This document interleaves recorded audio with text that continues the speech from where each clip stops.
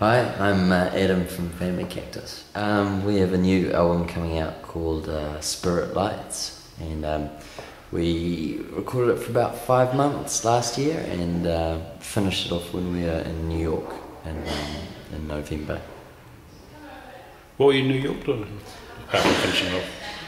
We went over to play CMJ and play a bunch of other shows and just generally have a bit of a 2 months in New York, getting inspired with things. Yeah, being starving and stuff. Mm.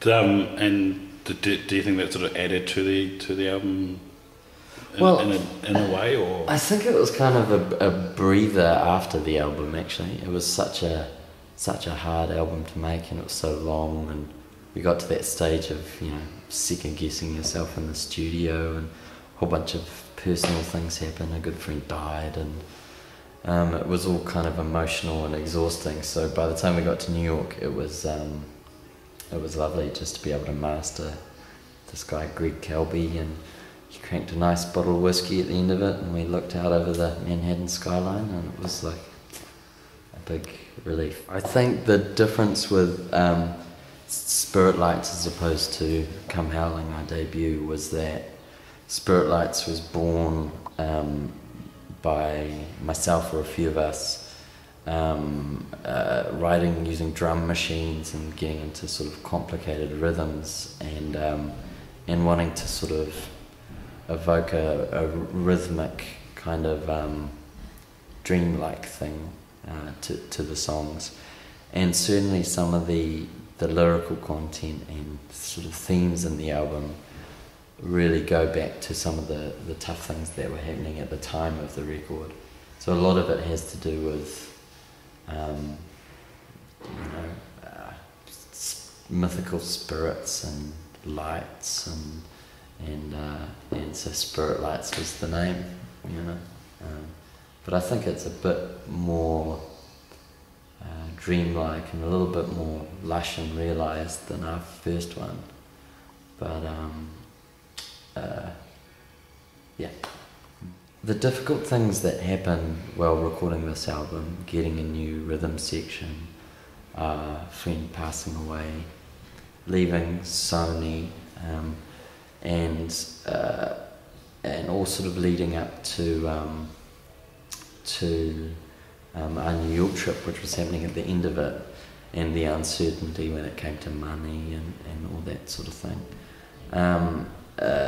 Definitely the process of all those things happening helped a number of songs write themselves. And I think that we'd gone into the studio with half-finished ideas to see where they'd go, and then some more firm ideas, and there was a handful of tracks, 2 or 3 of them, that we really our demos for them and our initial thinking were miles away from what they ended up being, and I think it was the combination of all those things helped.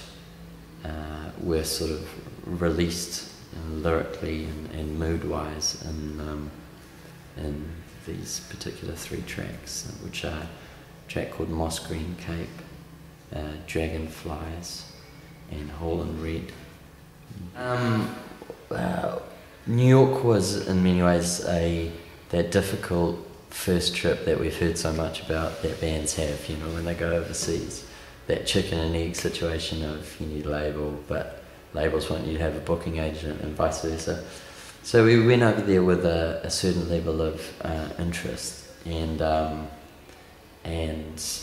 really need to go back to follow that up. But out of our CMJ experience, we were picked by a radio station called NPR in a show called All Songs Considered, which turns out to be a really great sort of nationally syndicated show, and they picked us one of their favourite 12 things of CMJ, which is a bit of a shock to us, but we supported some bands off the back of that, like the Susan and Oh No, Oh My, and really just want to get back to New York as soon as we can to play as many shows as we can. When we were in New York, we were sort of renting a brownstone in this suburb called Crown Heights, and underneath there was this basement that we turned into a place where we could jam and record and stuff. And then we sort of got thinking that as space has been sucked up in Wellington, with developments and things like everywhere, we really wanted a space like that. So we've spent the last few months helping builders, doing a pretentiousship and passing nails and bits of wood to them. And we've just sort of opened our own little studio called Blue Barn Studios. The building's blue and it looks a bit like a barn inside. So not the most creative thing, but suitably low key. But that's been really exciting, and we really hope to get recording again there soon.